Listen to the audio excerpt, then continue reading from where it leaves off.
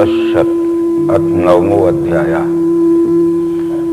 अब भगवत गीता का राजविद्या राजगुह योग नाम का 9वां अध्याय प्रारंभ करते हैं। इसके पहले हमने 7वें और 8वें अध्याय पे जो प्रकाश डाला था उसमें ये विश्व ही विश्वरूप परमात्मा है, इसका प्रयोग से स्पष्टीकरण था, परंतु एक दो बार के समझाने में ठीक से निश्चय स्थिर नहीं हो पाता है, इसलिए पुनरावृत्ति उसकी करना पड़ती है।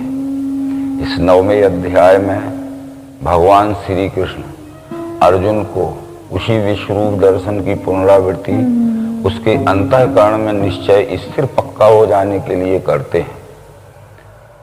श्री भगवान बोले, इदम तुते गुह्यतम प्रवक्ष्याम मनुसूयवे ज्ञानम विज्ञान सहितम यद ज्ञात्वा मोक्ष से सुभात् राजविद्या राजगुह्य पवित्रमिदमुत्तमं प्रत्यक्षावगमं धर्म्यं सुसुखं कर्तुं व्ययम् अश्रद्धाना पुरुषा धर्मस्यास्य परन्तप अप्राप्य माम निवर्तन्ते मृत्यु संसार वर्तमनि।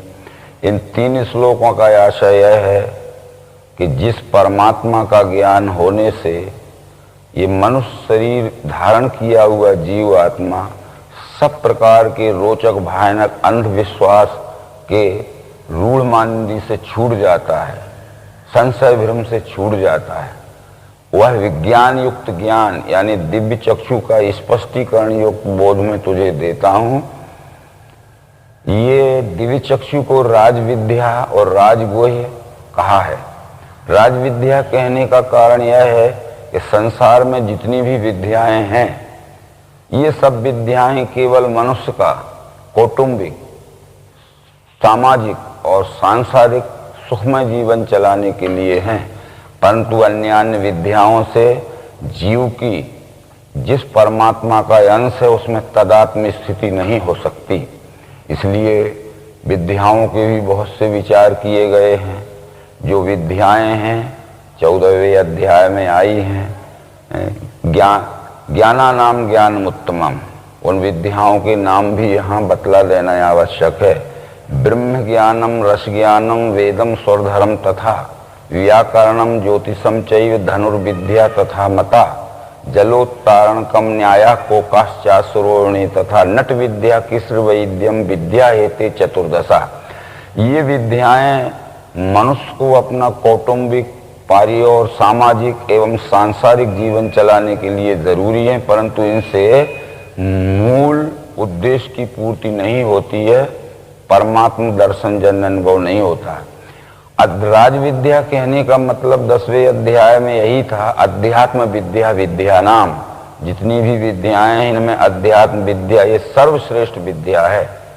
अर्जुन ने भी 7वें अध्याय में 13वें अध्याय में उसको स्वीकार किया था, परंतु राजविद्या कहने का दूसरा कारण यह है कि अध्यात्म विद्या से राजनीति का और राजनीति से समाज व्यवस्था का अटूट संबंध है। यह अध्यात्म विद्या यदि प्राप्त नहीं हुई तो राज्य कारण चलाने वाले लोग सामाजिक व्यवस्था नहीं कर पाएंगे। ये राज्य संस्था समाज की व्यवस्था चलाने के लिए है। अगर समाज में कोई गड़बड़ी ना हो तो राज्य संस्था की ही जरूरत नहीं है। इस तरह से राज्य चलाने वाले लोग जब तक इस अध्यात्म विद्या को न अपनाएंगे तब तक राज्य कारण सफल नहीं हो सकता है। ये पवित्र है, इसमें किसी भी प्रकार का रोचक भयानक उपवास व्रत पूजा पाठ तीर्थ इत्यादि किसी भी प्रकार की उलझन नहीं है और उत्तम है, सर्वश्रेष्ठ है। प्रत्यक्षावगमम धर्म्यम, इस विद्या के द्वारा ये विश्व ही परमात्मा है, इसका प्रत्यक्ष दर्शन जन्य अनुभव होता है। सुसुखम कर्तव्यम, और ये सुख पूर्वक सरलता से साध्य होने वाली है, ये 9वें अध्याय में कहा गया है। परंतु इस अध्यात्म विद्या में जिससे कि ये विश्व ही विश्वरूप परमात्मा यह निश्चय अंतःकरण में धारण होता है, जिसको श्रद्धा नहीं रहेगी तो मेरी प्राप्ति बिना घूमे सदा संसार चक्र में, उनको ये परमात्मा की प्राप्ति नहीं हो सकती है और जन्म मृत्यु का संसरण बंद नहीं हो सकता है। ये इन तीनों श्लोकों के बतलाने का यही कारण है। निष्कर्ष इसका ये है, ये विश्व ही विश्वरूप परमात्मा है। यह दिव्य दृष्टि योग के द्वारा प्रत्यक्षीकरण की युक्ति से मिलान करके देखने पर अपने अंतःकरण में धारण हो जाना ही धर्म है और फिर तदनुसार अपने स्वकर्म द्वारा यथोचित सेवा में व्यवहार होना ही हमारा कर्माचरण है। ये भगवत गीता ब्रह्म विद्या के अपरोक्ष अनुभव का कर्मयोग शास्त्र है।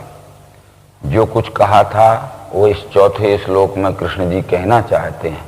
वो कहते हैं, मया तत्मिदं सर्वम जगत व्यक्त मूर्तिना मतिस्थानी सर्वभूतानि न चाहम तेषु वस्थिता न च मतिस्थानी भूतानि पश्चिमे योगमेश्वरम भूत भृन्न च भूतस्थो ममात्मा भूत भावना।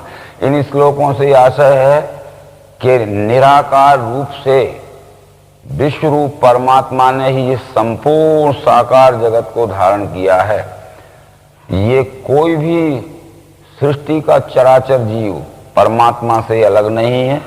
परमात्मा किसी भी चराचर सृष्टि के अंश स्वरूप जीव से अलग नहीं है, परंतु मैं इनमें रहता नहीं जो कहने का आशय था, ये परमात्मा के आधार पर संपूर्ण सृष्टि है, सृष्टि के आधार पर परमात्मा नहीं है।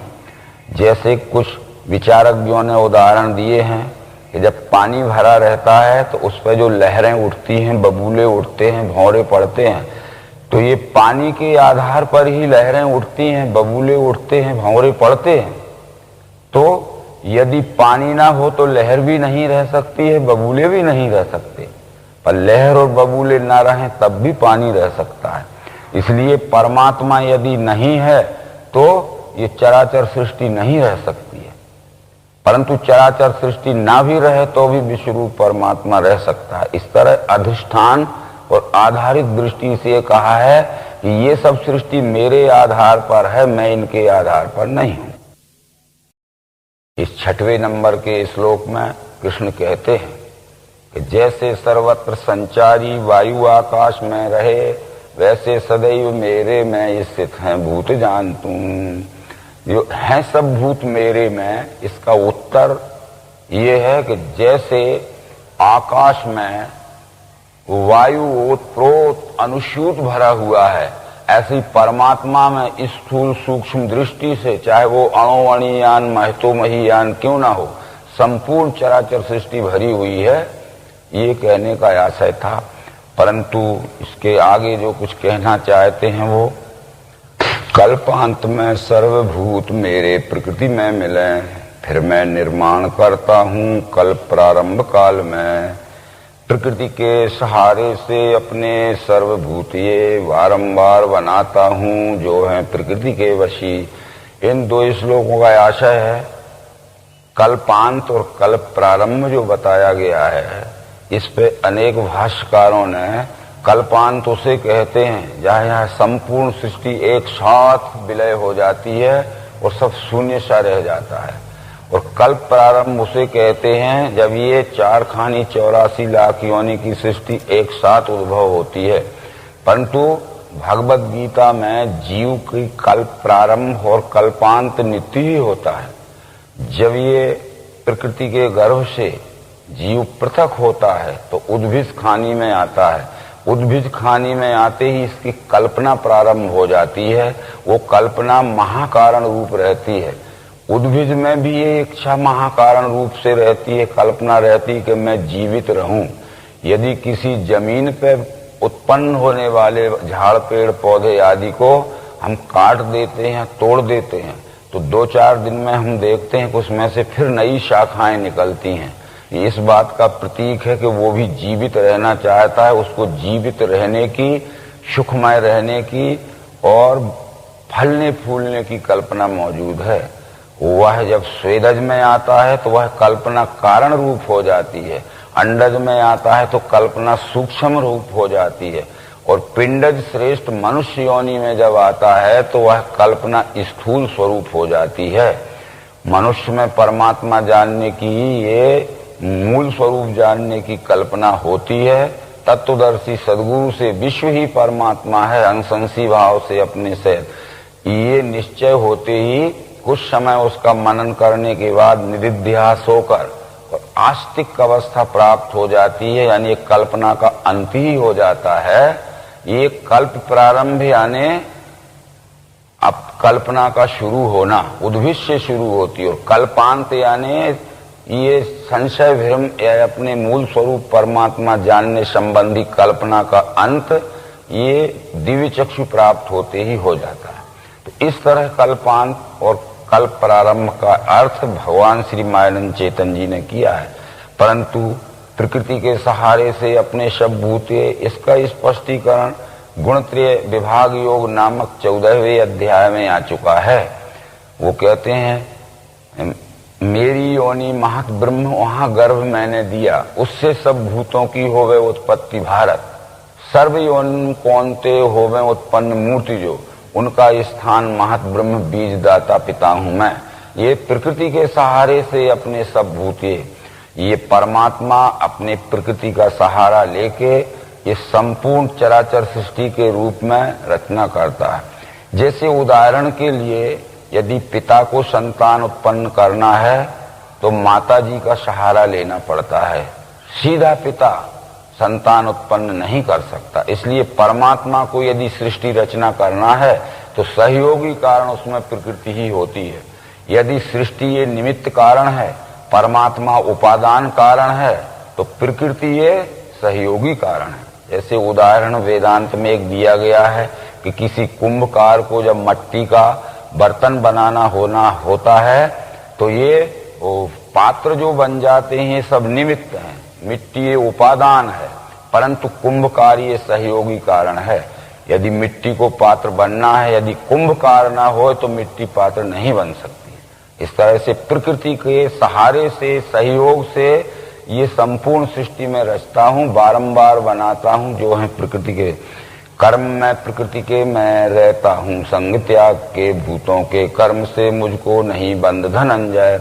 परंतु प्रकृति अपने कार्य में स्वतंत्र है, अपने त्रिगुणों का सहारा लेके उद्भव करना, उसको कायम रखना और समय पाते ही अपने में विलय कर लेना, ये प्रकृति के 17 स्तंभ 3 गुणों की स्वाभाविक उत्पत्ति स्थिति और लय कार्य स्वरूपणी लीला है।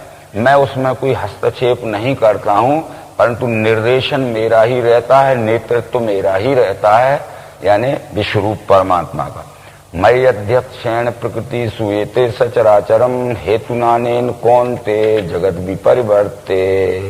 आशय से यही है कि मेरे नेतृत्व में संपूर्ण चराचर सृष्टि की प्रकृति रचना करती है। इसी कारण से प्रकृति के 3 गुण प्रकृति अपने सृष्टि रचना के लिए सहयोग में लेती है। तो ये रजोगुण से उद्भव, सत्वगुण से स्थिति और तमोगुण से विलय होते रहता है। ये स्वाभाविक है। यदि कोई चाहे कि उत्पत्ति स्थिति लय का ये अखंड मंडलाकार चक्र बंद हो जाए तो कदापि संभव नहीं है। इसलिए अर्जुन, ये उत्पत्ति स्थिति लय का चक्र तो चलता ही रहेगा। तू ये जो समझ रहा है कि मैं मारूंगा ये सब मरेंगे और मैं नहीं मारूंगा तो नहीं मरेंगे, ये कर्ता धर्ता तू नहीं है। कर्ता धर्ता सब इसमें ईश्वर और उसकी गुण साम्या प्रकृति है। मनुष्य देह लेने से मूढ़ जाने नहीं, मुझे स्वामी भूतन का मेरा श्रेष्ठ भाव नहीं लखें। परंतु मैं विश्वरूप परमात्मा, ये विश्वरूप का और विश्वरूप की उत्पत्ति स्थिति लय की स्वाभाविक लीला का ज्ञान कराने के लिए इस मानव शरीर में अवतरित होता हूं। तो ये साधारण यानी अज्ञानी लोग इस मुझे नहीं पहचानते हैं। इस कारण से वो मेरे से विरोध और बैर भी कर सकते हैं। उनकी आशा कर्म ज्ञान व्यर्थ शून्य विवेक, वो स्वभाव मोह दाता वे राक्षसी आसुरी गए। देवी स्वभाव वाले जो महात्मा पार्थ वे मुझे अनन्य भाव से सेवें आदि अव्यय जान के। जो अज्ञान के अंधेरे में पड़े हुए हैं उनका ज्ञान भ्रमित रहता है, ज्ञान नष्ट रहता है। ज्ञान नष्ट रहने से उनका चित्त भी भ्रमित रहता है। चित्त भ्रमित रहने से उनके कर्म भी भ्रष्ट होते हैं और कर्म भ्रष्ट होने से उनको अत्यंत दुखमय पतन का फल भी भोगना पड़ता है। परंतु जो देवी प्रकाश में आ गए हैं, सत्वगुण की विज्ञान प्रकाश में आ गए हैं, वो भजन्ति नन्य मनुष्यो ज्ञात्वा भूतादिम व्ययम, यानी वो विश्व रूप परमात्मा को जानकर ज्ञात्वा वो भजन्ति नन्य मनुष्यो अनन्य भाव से सेवा करते हैं। परंतु ऐसे मनुष्य निश्चयी रहते हैं। ज्ञान से भजने वाले कोई बे मुझको भजें, सदगुरु में, विभूति में और संपूर्ण विश्व में। यहाँ श्री कृष्ण जी ये बतलाना चाहते हैं कि ज्ञान गुणानुसार 3 प्रकार का होता है, सत्वगुणी ज्ञान, रजोगुणी ज्ञान और तमोगुणी ज्ञान। तो सत्वगुणी ज्ञान वाले संपूर्ण विश्व ही परमात्मा स्वरूप है, ऐसा दिव्य दृष्टि योग से निश्चय करके और विश्व रूप परमात्मा की स्वकर्म द्वारा निष्काम भाव से सेवा यानी भक्ति करते हैं। रजोगुणी ज्ञान वाले विश्व रूप के एकत्व को न जानकर उसमें अनेक देवी देवताओं की कल्पना करते हैं और अनेक देवी देवताओं को पूजते हैं। फल की इच्छावान वे देवों को पूजते फिरें, ये रजोगुणी यानी स्वार्थी ज्ञान वाले हैं। पर तमोगुणी ज्ञान वाले जो हैं वो अपने अल्प ज्ञान की, स्वतः की मानिंदी की कल्पना को ही ईश्वर मान लेते हैं और अपने मकान की अलमारी में या मकान के किसी एक छोटे से कोने में किसी भी प्रकार के आकार की प्रतिमा बैठाल के समझते हैं कि यही पूरा विश्व रूप परमात्मा है।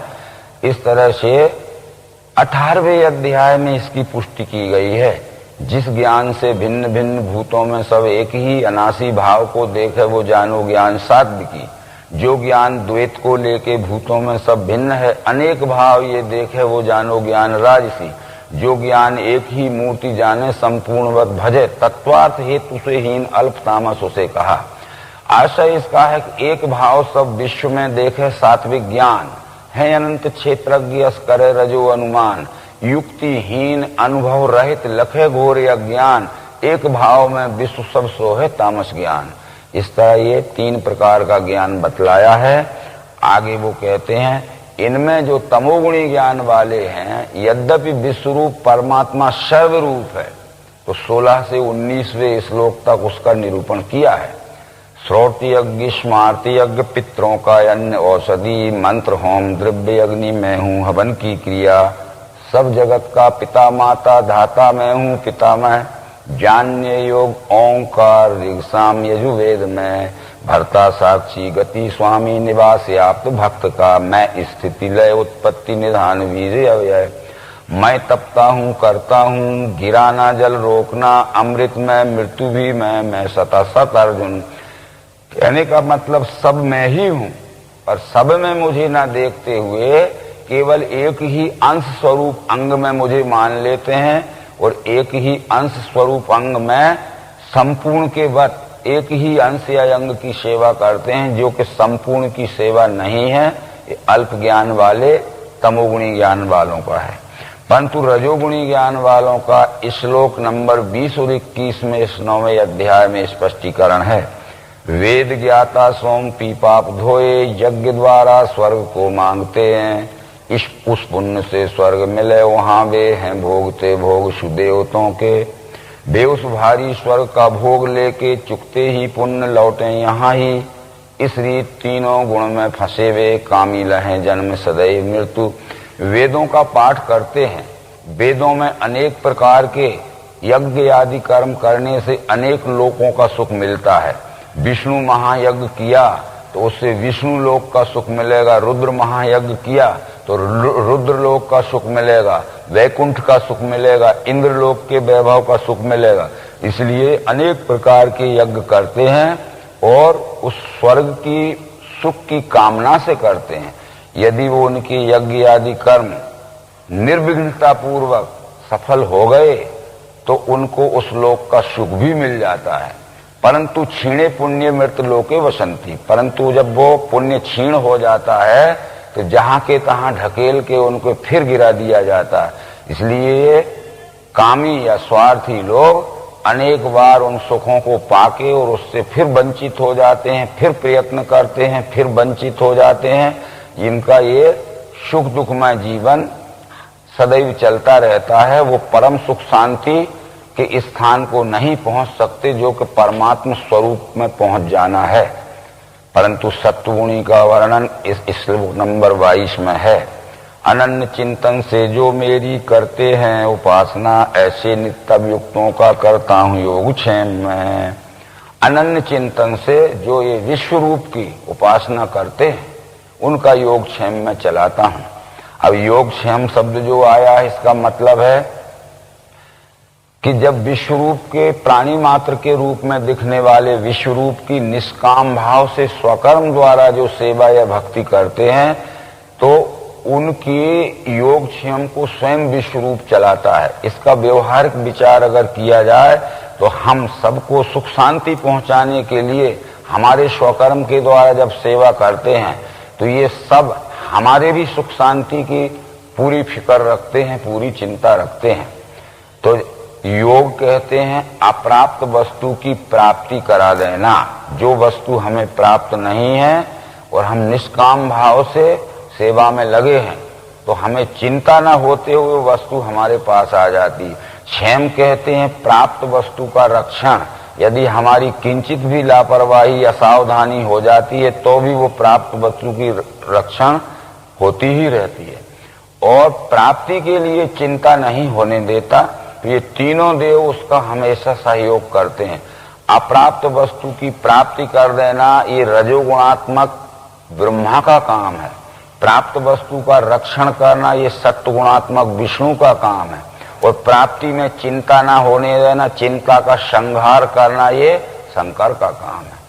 करे न चिंता भक्तमम योगक्षेम की ने। इस तरह से वो चिंता नहीं करता है। ऐसे बहुत से विचार पुराणों में आए हैं कि भोजन आच्छादने चिंता वृथा कुर्वन्ति वैष्णवा एवशो विश्वम्भरो देवा सभक्तान क्यों पेक्षते।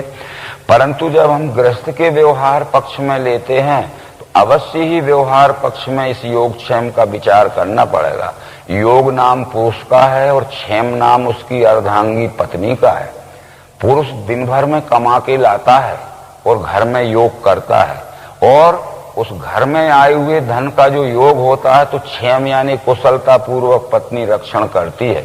इसलिए योगक्षेम घर में ही रहता है। तो इस तरह से जो यदि अब आगे का विचार जो है, मेरा रूप नहीं जाने इसी से भ्रम में फंसे, मैं ही हूं सब यज्ञों का भोगता स्वामी परम तुबे। जितने भी कार्य हो रहे हैं और जितना भी ये आदि अंत मध्य है चराचर स्वरूप दिख रहा है ये सब मैं ही हूं। पर मेरे इस विश्व रूप को जो नहीं जानते हैं इसीलिए भ्रम में फंसे हुए इधर उधर भटकते हैं और फिर उनका अशांतिमय जीवन होता है। फिर देवों के भक्त देवों को, पुरखों के पितृलोक को, भूतों के भक्त भूतों को, मेरे भक्त मुझे मिले। ये अंतर कृष्ण जी ने बतला दिया कि जो जिस देवी देवता को पूजता है उसका अर्थ यही है कि देवी देवता कोई आसमान में नहीं बैठे हैं। यदि हमें बलवान बनना है तो बल की विभूति हनुमान है। हम हनुमान का इष्ट करेंगे तो व्यायाम करेंगे, पौष्टिक भोजन खाएंगे और इंद्रिय संयम से रहेंगे तो जरूर हम हनुमान के लोक में पहुंच जाएंगे यानी बलवान हो जाएंगे। हमें बुद्धिवान बनना है तो जरूर हम तत्व ज्ञान का अध्ययन करेंगे, सत्संग करेंगे और बुद्धि का देवता गणेश है उस गणेश को इष्ट मानेंगे। तो हम जरूर यदि प्रयत्न पूर्वक बुद्धिवान बनने के लिए अभ्यास करेंगे तो गणेश लोक में पहुंच जाएंगे, सरस्वती लोक में पहुंच जाएंगे यानी हम स्वयं ही बुद्धिवान इसी मानव लोक में बन जाएंगे। इस तरह से ये विचार हैं। परंतु परमात्मा तो सब प्रकार के सुखों का भंडार है, आगे वो कहना चाहते हैं। इसलिए पत्ते फल फूल तो चढ़ावे भक्ति से मुझे, लेता हूँ सुचिवान का मैं प्रेम का उपहार सो। इस श्लोक में कृष्ण जी ये कहना चाहते हैं कि पत्रम पुष्पम फलम तोयम यो में भक्त्या प्रयच्छति तद हम भक्त उपरते अश्नामि प्रिय तात्मना। ये संस्कृत के श्लोक में है कि जो पत्ते चढ़ाए जाते हैं, फूल चढ़ाए जाते हैं, फल चढ़ाए जाते हैं, पानी भी चढ़ाया जाता है, तो जो शुद्ध अंतःकरण वाला मुझे समर्पित करता है उसका दिया हुआ मैं लेता हूं और अश्नामी यानी खाता भी हूं। तो कृष्ण ये कहना चाहते हैं कि तुम पत्ते भी चढ़ाओ, फूल भी चढ़ाओ, फल भी चढ़ाओ, पानी भी समर्पित करो, परंतु जो लेता हुआ दिखे और खाता हुआ दिखे उसको देना चाहिए। जब सर्वरूप मेरा ही है तो कपिल ने अपनी माता देवहूति को श्रीमद् भागवत महापुराण के 3 स्कंद में समझाया है कि हे मातेश्वरी, अहम सर्वेषु भूतेषु भूतात्मा अवस्था सदा तम वज्ञाय माम मर्त्य कूते अर्चा विडम्बनम। संपूर्ण चराचर सृष्टि के रूप में मैं हूं, ये सारी चराचर सृष्टि मुझका मेरा ही स्वरूप है। यदि हरी हरी घास के द्वारा मेरी सेवा करना है तो मेरा स्वरूप गाय है, उसमें करिए। यदि पत्तियों के द्वारा मेरी सेवा करना है तो बकरी भी मेरा स्वरूप है, उसे पत्तियां दीजिए, वो लेती और खाती दिखेगी। यदि पानी के द्वारा सेवा करना है तो सूखते हुए झाड़ पर पानी दीजिए, वो ग्रहण करता हुआ और मुस्कुराता हुआ दिखेगा। या प्यासे को पानी दीजिए, वो जरूर लेता हुआ और पीता हुआ दिखेगा। तो आप अपनी सेवा उसको समर्पित करिए जो लेता भी दिखे और उसको खाता पीता भी दिखे। हम तो वो सेवा करते हैं केवल पाषाण की, कि जो ना लेता दिखता है ना खाता दिखता है। केवल अंधविश्वास से हमने उसमें ये भावना आरोपित कर ली है। इन श्लोकों की आशा है, तू जो कौनते करता है यज्ञ दान तप क्रिया खान पान आदि वो सारा मेरे को अर्पण कर, ऐसे अच्छे बुरे फल से कर्मों के बच जाएगा, संन्यास योग युक्ति से मुक्त हो पाएगा। मुझे तू जो कुछ भी करता है, खाना पीना और भी लेना देना, ये सब विश्व रूप की सेवा के अर्पण हो।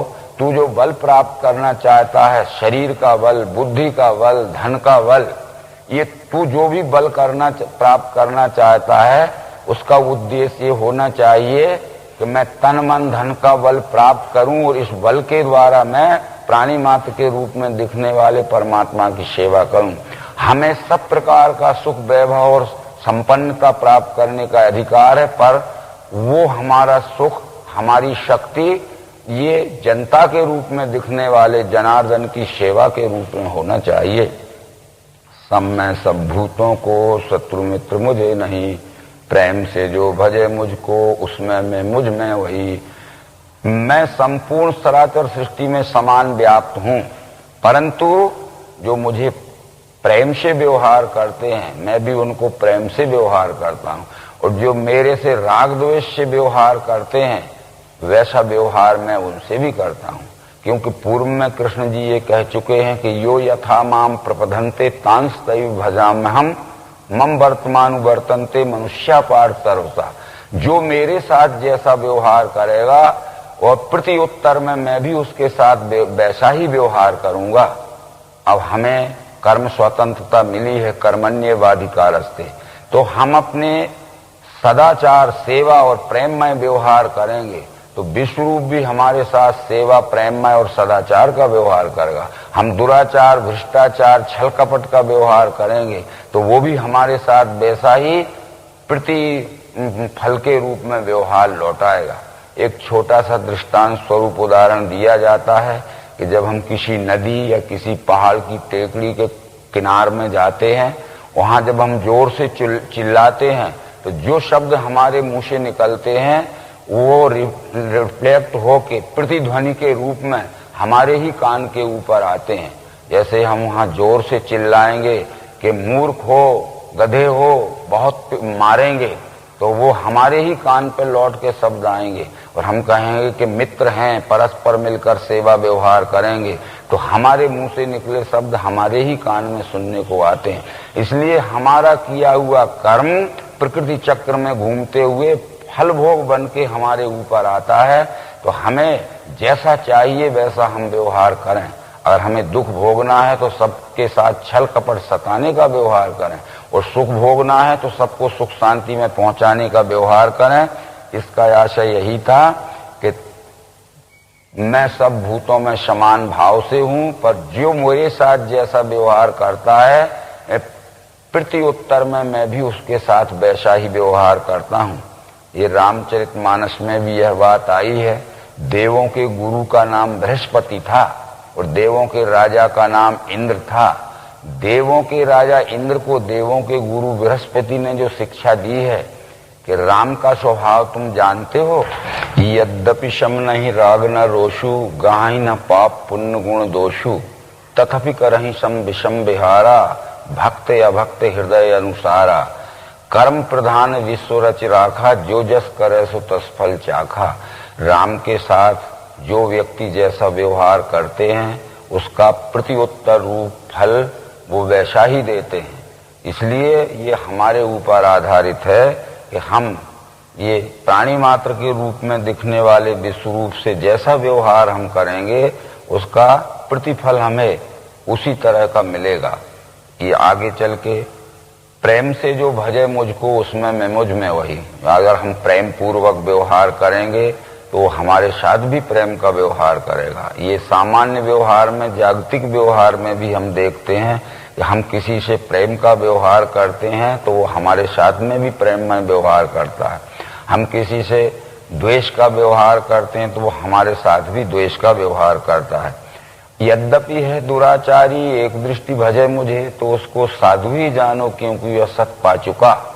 होवे त्वरित धर्मात्मा स्थायी शांति मिले उसे, कौन ते ध्यान में लेना मेरा भक्त नहीं गिरे। इन श्लोकों से कृष्ण जी ये कह रहे हैं भगवत गीता में दुराचारी शब्द कोई बुरा नहीं आया है।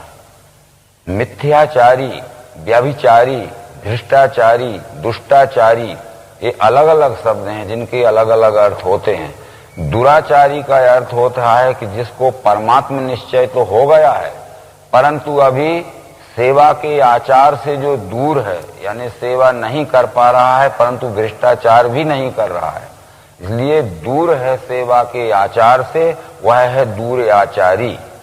तो उसके कुछ पूर्व संस्कार ऐसे हैं कि जो अभी सेवा में प्रवृत्त नहीं होने देते हैं परंतु उसका भ्रष्टाचार, दुष्टाचार छूट गया है। तो होवे त्वरित धर्मात्मा स्थायी शांति मिले उसे। पूर्व के जो संस्कार बाधक रहते हैं सदाचार युक्त सेवा में संलग्न करने के लिए, वो संस्कार क्षय होते ही शीघ्र ही वो धर्माचरणी हो जाता है। कौन ते ध्यान में लेना मेरा भक्त नहीं गिरे। जो एक बार जिसको विश्व रूप का निश्चय हो चुका है तो इस बात को अर्जुन ध्यान में रखना कि उसका कभी भी अधपतन नहीं हो सकता है। ये बतलाते हुए मेरे आश्रय से पार्थ पापी चांडाल आदि भी स्त्रियां वैश्य सूर पाते हैं श्रेष्ठ वो गति। कृष्ण जी ने कहा कि मेरे समय में भी ये जातीय विषमता बहुत बढ़ गई है। लोग पापियों को, चांडालों को, अछूतों को, स्त्रियों को भक्ति के अधिकार से वंचित कर दिया गया है। जब इस तरह का समय आता है ये मानव जगत में कि स्त्रियों को वेदों में, भक्ति में अधिकार नहीं है, पापियों को, चांडालों को, अछूतों को भक्ति में और वेदों के पठन पाठन का अधिकार नहीं है, अधिकार से वंचित कर दिया जाता है, तभी ये धर्म गिलानी का एक दृश्य स्वरूप ये दिखता है। तो मैं ये समान अधिकार दिलाने के लिए आता हूं, इसलिए मेरी भक्ति का खुला अधिकार पापियों को, चांडालों को, अछूतों को और स्त्रियों को दिलाने के लिए ही मैं आया हूं।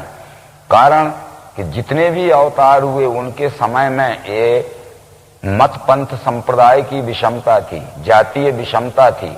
रामायण में 7वें अवतार श्री रामचंद्र के इतिहास के विषय में जब हम पढ़ते हैं तो महाराज दशरथ के घर में जो उस समय तक हो रहा था और राज्य में जो उस समय तक हो रहा था, अनेक प्रकार का अंधविश्वास, रूढ़वाद और ऊंच नीच की विषमता का विषम परिणाम फैल चुका था। राम का अवतार होते ही सबसे पहले उन्होंने ये व्यवस्था की कि समाज के एवं नगर के एवं राज्य के हर व्यक्ति को, चाहे वो गरीब हो, चाहे धनवान हो, चाहे छूत हो, चाहे अछूत हो, सदैव मेरे से मिलने का खुला अधिकार है, वो कभी भी मिल सकता है। तब जब ते राम ब्याह घर आए, नित नव मंगल मोद बधाए, भुवन 410 भूधर भारी, सुकृत मेघ वर्षें सुखकारी, यही विधिपुर नर नारी सुखारी, रामचंद्र मुख चंद्र निहारी। नगर के सब स्त्री पुरुष सुखी थे क्योंकि प्रतिदिन राम से मिलने का और अपनी समस्याएं सुना के समस्याओं के निराकरण का समय राम देते थे। इसके बाद जब राम का वनवास हुआ तो सबसे पहले उन्होंने उस स्थान में अपना निवास स्वीकार किया कि जहां ऊंची जाति के जातीय अभिमानी लोग जिनको छूते नहीं थे और दक्षिण की ओर से रक्ष संस्कृति का प्रचारक रावण बलात् तलवार के बल पर धर्म परिवर्तन कर रहा था। वो कोल, किरात, निषाद, बानर, भालू, वृक्ष आदि अछूत लोग थे। तो ऊंच नीच मध्यम नर नारी, लहाई दरस निज निज अनुहारी, सावधान सभी सन्मान ही, सकल सराहत कृपा निदाने। ऊंच नीच मध्यम, स्त्री पुरुष, छूत अछूत सब राम से मिलने आते थे। सावधानी से राम सबका आदर करते थे, इसलिए राम की सब प्रशंसा करते थे। इसके बाद भी राम के छोटे भाई अनुज भरत और राम के कुरुकुल वशिष्ठ जो राम से मिलने जब चित्रकूट में गए थे, तो लोक वेद सब भांतहु नीचा, जासु छाह सोह ले वहीं सींचा। ते भर अंक राम लघु भ्राता, मिले सकल परिपूरत गाता। जिनको जाति अभिमानियों की छाया पड़ने पर भी छूत लग जाती थी, ऐसे अछूत लोगों को भरत और राम के कुलगुरु वशिष्ठ गले से गला लपेट के मिले, उनको छुआछूत नहीं लगी। उन अछूत लोगों ने भरत और वशिष्ठ को जो उपहार में भोजन दिया था, बड़े प्रेम से खाया। उनकी गरीबी की ओर देखकर उनका मूल्य चुकाने लगे भोजन का। तो दे मोल बहु मोल न लेही, फेरत राम दुहाई देही। तो ये भी एक अवतार लेने का कारण होता है कि मानव मानव सब समान हैं। किसी जाति में पैदा होने से कोई ऊंचा नहीं होता है, कर्म से मनुष्य ऊंचा होता है। यदि जाति में पैदा होने से ऊंचा होता तो रावण उत्तम कुल का ब्राह्मण था, परंतु कर्म निकृष्ट होने से उसको सपरिवार वध का दंड मिला। शौरी, निषाद आदि जाति में नीचे थे, परंतु उनके कर्म अच्छे थे, सदाचारी थे, जनसेवी थे। तो रामचंद्र जी ने शौरी के, जुठेवेर और निषाद का दिया हुआ भोजन खाया। इस तरह से ये बात जरूर है कि मेरे आश्रय से पार्थ, पापी, चांडाल आदि भी स्त्रियां, वैश्य और शूद्र पाते हैं श्रेष्ठ वो गति। यदि हम पापियों को, चांडालों को, अछूतों को अपने पास बुला के न बैठा लेंगे, उनके कुसंस्कार जो हैं उनको हम अच्छे संस्कार नहीं डालेंगे, तो वो सुसंस्कृत ना हो पाएंगे। हम उनको अवश्य बुलाया करें, क्योंकि राम और कृष्ण बुलाते थे और उनमें सुसंस्कार डालते थे। एक एक दो दो संस्कार यदि उनमें अच्छे रोज आते हैं तो वो सुसंस्कृत हो जाते हैं। उनका पाप और दुराचार छूटकर और सदाचार और सेवावृत्ति उनमें स्वयं आ जाती है। फिर क्या बात पुण्यात्मा विप्र क्षत्रिय भक्त की, अनित्य मृत्यु भूमि में आया है वस्तु मुझे। फिर जो भक्त लोग हैं और जो ऊंचे उठे हुए लोग हैं, उनको उठाने का तो प्रश्न ही नहीं है। जो गिरे हुए लोग हैं उनको उठाने के लिए मैं आता हूं। इसलिए ये अवतार का या भगवान का एक नाम पतित पावन भी है। पतित कहते हैं जो गिर चुके हैं या समाज ने जिनको गिरा दिया है, सामाजिक बहिष्कार कर दिया है, उनको सामाजिक स्थान दिलाने आते हैं। राम का राज्य जब हो गया था तब भी हम ये राम राज्य में पढ़ते हैं, वैर न कर काहूषण कोई, राम प्रताप विषमता कोई। राम के राज्य में किसी से कोई वैर भाव करने वाला नहीं था, क्योंकि राम ने अपनी राज्य व्यवस्था के प्रभाव से विषमता दूर कर दी थी। और ये विषमता दूर जब ही हो सकती है और समता की स्थापना जब ही हो सकती है कि बिन विज्ञान की समता आवे, कोई अवकाश की न विन पावे। भगवत गीता भी इस बात को प्रतिपादित करती है कि समम सर्वेषु भूतेषु तिष्ठन्तम परमेश्वरम, विनश्यस्य विनश्यन्तम या पश्यति सा पश्यति। व्याप्त है सम सर्वत्र परमात्मा, यह देख के ये आत्म प्रेम नहीं त्यागे वो पावे परम गति। जिसको सब में व्यापा हुआ परमात्मा प्रत्यक्षीकरण में दिखाने की युक्ति दिव्य दृष्टि से दिख जाता है, तो उसका ये विषमता का भेद मिट जाता है। ये बातें वेदों में भी आई हैं। आयुर्वेद के 40वें अध्याय का नाम ईशावास उपनिषद है। उसमें परमात्मा स्वरूप की पहचान कराई गई है कि कैसे वो कहाँ है और कैसे जाना जाए। तदे जति तन्ने जति तद्दूरे तदवंत के तदंतरस सर्वस्व तत्सर्वस्याश्वायता। वह हिलता चलता भी है, स्थिर अचल भी है, वह दूर भी है, पास भी है, वह सबके भीतर भी है, सबके बाहर भी है। उसका नाम है परमात्मा। यस्मिन् सर्वाणि भूतानि आत्मन्येवानुपश्यति। सर्वभूतेषु चात्मानं ततो न बीजुगुप्सते। इस तरह उस परमात्मा को जो संपूर्ण चराचर सृष्टि में समान भाव से व्याप्त देख लेता है, ततो न बीजुगुप्सते, उसको व्यवहार में किसी से भी घृणा और द्वेष नहीं हो सकता। जिसने सब में व्याप्त परमात्मा को नहीं देखा है, वह व्यवहार में जरूर छुआछूत, ऊंच नीच की द्वेष और घृणा करेगा। यदि हम इस घृणा में फंसे हुए हैं तो उस जिससे हम घृणा करते हैं, जिससे छुआछूत का द्वेष करते हैं, उसमें परमात्मा नहीं है, ऐसा हमारा अल्प ज्ञान का ही कारण है, इसलिए हमारा वो व्यवहार नहीं सुधरता। साथ साथ ये बात अब आगे जो भक्त हैं और जो ऊंचे स्थान में पहुंच गए हैं, उनको उठाने नहीं मैं आता हूं, वो तो स्वयं ही उठे हुए।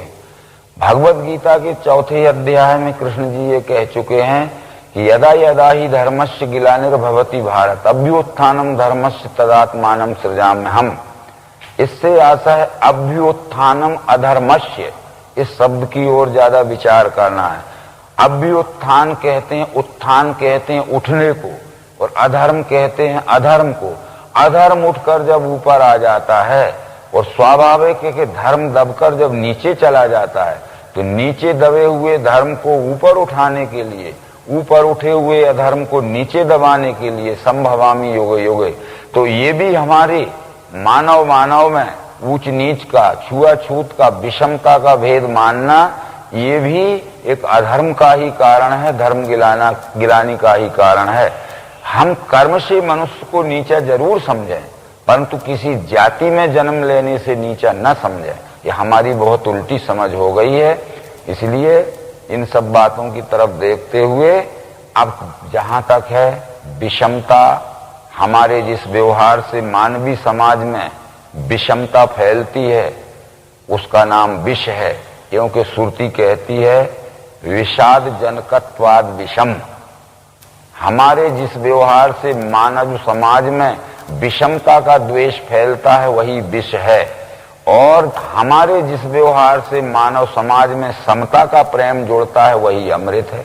बस इतना विचार करके हमें विश्व रूप के मानवों से समता के प्रेम का व्यवहार जोड़ना चाहिए, तब हम वो परमात्मा का दर्शन कर चुके। फिर क्या बात, मेरा ध्यान भक्ति करना, पूजना नमना मुझे, यूं मेरी धुन छाने से मुझ में मिल जाएगा। यहाँ कृष्ण जो मेरा कहते हैं, ये व्यष्टि भाव से नहीं कह रहे हैं, वसुदेव के पुत्र बन के नहीं कह रहे हैं, ये परमात्मा भाव से कह रहे हैं कि जो इस विश्व ही विश्व रूप परमात्मा है, ऐसा देखकर, जानकर, पहचान कर जो इस विश्व रूप परमात्मा के साथ सेवा में, प्रेम में व्यवहार करता है, मेरा ध्यान और भक्ति करता है, और हर प्रकार का व्यवहार परमात्मा स्वरूप जान के करता है, तो वो मेरे ही स्वरूप में मिल जाता है। अब प्रश्न ये उठता है, यदि विश्वरूप परमात्मा हमने जान भी लिया, तो सेवा के 4 अंग होते हैं, ये हम जानते हैं। ये सेवा के 4 अंग जो हैं, शिक्षा, रक्षा, व्यापार और श्रम। इस शिक्षा देने वाले शिक्षक को ही ब्राह्मण कहते हैं, न्याय रक्षा करने वाले रक्षक को ही क्षत्रिय कहते हैं, व्यापार व्यवसाय आयात निर्यात या प्रोडक्शन करने वाले व्यापारी को ही वैश्य कहते हैं, और श्रमिक या मजदूर को ही शूद्र कहते हैं। सारे संसार की सुखमय व्यवस्था सेवा के 4 अंग मिलके होती है। यद्यपि जो देश वर्ण व्यवस्था नहीं मानते हैं, यूरोप, अमेरिका आदि देश, परंतु वहां भी परोक्ष रूप में सेवा के 4 अंग मिलके ही सुख शांति कायम रहती है। यदि अमेरिका, यूरोप में, ऑस्ट्रेलिया में शिक्षा देने वाले शिक्षक ना हो, ज्ञानी ना हो, इस ज्ञानी का नाम ही ब्राह्मण है, तो वहां का भी काम ठीक नहीं चल सकता है। वहां न्याय रक्षा करने वाले रक्षक क्षत्रिय या शूरवीर ना होवे, तो देश की बाहरी सीमाओं की रक्षा फौज करती है, अंदर पुलिस और जज करते हैं, ये सब रक्षक न्याय करने वाले ही क्षत्रिय हैं। वहां फैक्ट्रियां लगा के माल का उत्पादन करने वाले, आयात निर्यात करने वाले व्यापारी या वैश्य न हो, तो वहां का काम भी नहीं चल सकता है। और वहां लेबर न हो तो भी, मजदूर न हो तो भी काम नहीं चल सकता। इसलिए जो अध्यात्म शास्त्र ने ब्राह्मण क्षत्रिय वैश्य शूद्र नाम रखे हैं वो गुणवाचक नाम है। मनुस्मृति में इसका स्पष्टीकरण किया गया है। विप्राणाम ज्ञानथो ज्येष्ठम, क्षत्रियाणाम बल वीर्यता, वैश्याणाम धान्य धनता, शूद्राणाम एव जन्मता। जो ज्ञान विज्ञान देने में सबसे श्रेष्ठ होता है उसको ब्राह्मण कहते हैं, चाहे वो किसी भी देश में पैदा हो, किसी भी जाति में पैदा हो। जो न्याय रक्षा करने में निष्पक्ष भाव से सर्वश्रेष्ठ होता है उसको क्षत्रिय कहते हैं, चाहे वो किसी जाति का हो, किसी देश का हो। और जो आयात निर्यात प्रोडक्शन आदि व्यापार करके धन धान्य के द्वारा प्राणी मात्र की सेवा करता है उसको व्यापारी को या व्यवसायी को वैश्य कहते हैं, ये किसी भी देश जाति का हो। और जो श्रमिक है, मजदूर है, उसको शूद्र कहते हैं, वो किसी देश। ये ब्राह्मण क्षत्रिय वैश्य शूद्र ये जातियां नहीं हैं, ये गुण कर्म के नाम हैं। भगवत गीता कहती है चातुर्वर्ण्यम मया सृष्टम गुण कर्म विभागशः। ये नहीं कहा है कि चातुर्वर्ण्यम मया सृष्टम जाति जन्म विभागशः। जाति जन्म से विभाग नहीं हुआ है, गुण कर्म के विभाग हुआ है। भगवत गीता में 3 जगह इस बात का पुष्टिकरण किया गया है। वो 18वें अध्याय में भी कहते हैं ब्राह्मण क्षत्रिय विषाम शूद्राणाम च परंतप कर्माणि प्रविभक्तानि स्वभाव प्रवैर्गुणे। ब्राह्मण क्षत्रिय वैश्य और शूद्र परंतप इनके कर्म हैं भिन्न, स्वभाव गुण से हुए। ये ब्राह्मण क्षत्रिय वैश्य और शूद्र गुणानुसार इनके कर्म अलग अलग हैं और ये स्वभाव गुण से ही इनके कर्म होते हैं। जो सम दम तप शांति शौचार्य ज्ञान विज्ञान आस्तिक से सेवा करता है उसके जाति का संबंध नहीं हुआ ब्राह्मण है। आदि शंकराचार्य ने भी वेदांत में और महामुनि व्यास ने भी पुराणों में इसकी पहचान बतलाई है। वो कहते हैं सात्विको ब्राह्मणा प्रोक्ता क्षत्रियस्तु रजोगुणा रजोतमस तथा वैश्य शूद्र एव तमोगुणा। यानी सत्व गुण का नाम ही ब्राह्मण है, रजोगुण का नाम ही क्षत्रिय है, मंद रजोगुण का नाम ही वैश्य है और तमोगुण का नाम ही शूद्र है। ये इन गुणों के ही नाम वर्ण है और वर्ण का नाम ही गुण है। परंतु इस विषय में भगवत गीता के पूर्व अध्यायों में हम कह चुके कि तत्व विश्व महाबाहु गुण कर्म विभागयो गुणा गुणेषु वर्तन्ते इति मत्वा न सज्जते।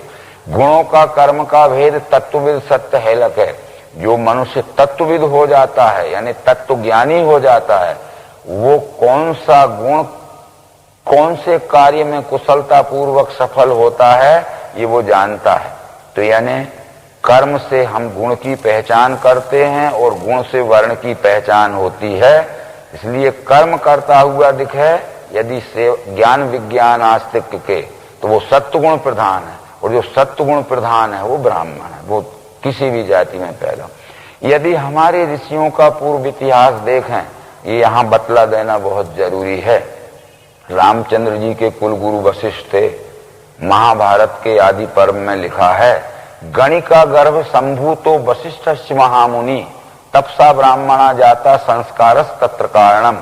मेनुका वैश्या से उत्पन्न हुए पुत्र रामचंद्र जी के कुलगुरु वशिष्ठ हैं, पर तपसा ब्राह्मणा जाता ब्रह्मदेव के गुरुकुल में उन्होंने 5वीं श्रेणी की विद्या उत्तीर्ण की थी।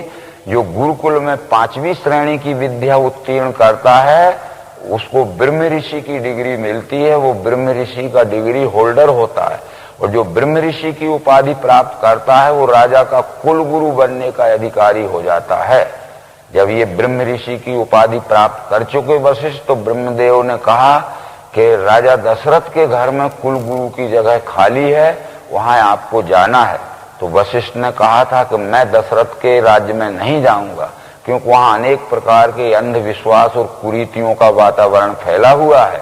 तब ब्रह्मा ने कहा था कि ब्रह्म ऋषि का कर्तव्य है कि राज्य की कुरीतियां और अंधविश्वास को दूर करे और सत्य ज्ञान का प्रकाश करे, इसीलिए तुम्हें अपॉइंट किया जाता है वहां। जब न लेऊं तब ही विधि मोही कहा लाभ आगे सुत होई। वशिष्ठ ने ब्रह्मा की आज्ञा का पालन किया और राजा दशरथ के कुल गुरु के पद में गए और राज्य की व्यवस्था को संभाला। उसके परिणाम स्वरूप राम सुसंस्कृत यानी उत्तम कोटि के अवतार कोटि के जैसे पुत्र का आविर्भाव हुआ। तो इस तरह से जिन्होंने 18 पुराण लिखे और कुछ संकलन किया, वेदांत शास्त्र लिखा, उनको हम महामुनि व्यास कहते हैं। ये व्यास जी जन्म से जातो व्यासस्तु केवल तो स्वपचस्तु पाराशरा, ये कुमार अवस्था में ढीवर की पुत्री से उत्पन्न हुए पुत्र हैं। परंतु यदि कोई कहे कि ये स्त्री किसी भी जाति की हो, पिता की जाति प्रधान मानी जाती है, तो भारत के आदि पर्व में लिखा है कि स्वपचस्तु पाराशरा, जिस पाराशर पिता से पैदा हुए वो पाराशर भी स्वपच था और माता भी ढीवर की लड़की थी, और कुंवार अवस्था में पैदा हुए वो आज भगवान व्यास के नाम से पूजे जा रहे हैं। इसलिए ऐसे अनेक प्रकार प्रमाण हैं। भृगु भीलनी का पुत्र था, कुंभज कुम्हार का पुत्र था। कुंभज इसलिए कहते हैं, कुंभ कहते हैं घड़े को, और जा कहते हैं जन्म को। जो घड़े को बनाता है, घड़ा बनाने वाले के घर में पैदा हुआ पुत्र कुंभज है। ये सारा इतिहास महाभारत में लिखा हुआ है। इसलिए जाति से कोई नीचा नहीं होता है, गुण कर्म से यदि वो ठीक नहीं चलता है तो नीचा होता है। तो ये विचार हम सब जब देखते हैं तो आज हम जाति से ही नीचा मानने लगे हैं। और ये तप आदि जो वर्णन आया है पुराणों में, तो तप क्या है? हम कहते भूखे प्यासे रहना तप है, धूप में बैठना तप है, या कहीं एक पांव से खड़े रहना तप है, या ये बबूल के तेज नुकदार कांटे के ऊपर सो जाना तप है। ये तप नहीं है। तप कहते हैं ता पा, ये शब्द जो हैं शॉर्ट फॉर्म पे बने हुए हैं। ता का अर्थ है तत्व, पा का अर्थ है पहचान। तत्व पहचान के लिए जो अभ्यास किया जाता है उसका नाम तप है। ये श्रीमद् भागवत महापुराण के पहले स्कंद में ये विचार आए हैं। उधर ये विचार आया है कि ब्रह्मा को जब सृष्टि रचना की इच्छा हुई, परंतु सृष्टि रचना कैसे करूं उसकी समझ में नहीं आ रहा था। अधिक लंबे समय तक इस चिंतन को करते रहे वो। एक दिन उनके कान में ये शब्द सुनाई दिए, तप तप। उन्होंने सोचा ये तप क्या है? तब उसका अर्थ स्पष्ट आया कि ता का अर्थ है तत्व, पा का अर्थ है पहचान। तत्व पहचान के फिर सृष्टि रचना करना, तत्व को बिना पहचाने सृष्टि रचना मत करना। तो तत्व पहचान के ब्रह्मा ने सृष्टि रचना की। इसलिए उल्लेख किया गया कि तप बल रचयो प्रपंच विधाता, तप बल विष्णु सकल जग त्राता, तप बल शेष धरे मही भारा, तप बल शंभु करे संघारा, तप आधार सब सृष्टि भवानी, करहु जाए तप यश जिए जानी। हमें भी तप करना है, यानी जिस कार्य में हमें सिद्धि प्राप्त करना है उसकी तात्विकता को पहचान कर ही हमें वह कार्य करना चाहिए, वह हमारा तप होता है। ऐसे बहुत से विचार हैं। इसके साथ साथ भी तप का मनुस्मृति में स्पष्टीकरण आया है।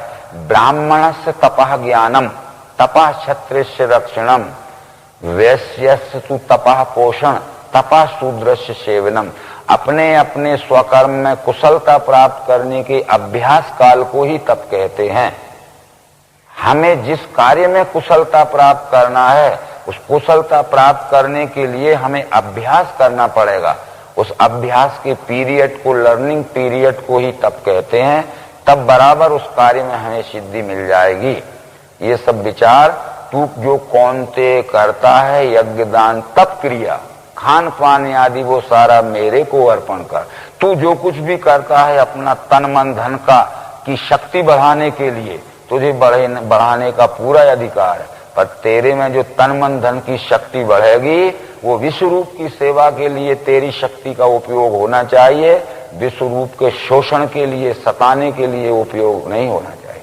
जो शक्ति प्राप्त करके विश्व रूप को शोषण करते हैं या सताते हैं वही तो राक्षस हैं, और जो शक्ति प्राप्त करके विश्व रूप की सेवा, सहयोग और प्रेम से व्यवहार करते हैं वही तो देव हैं। बस देवासुर में यही फर्क था।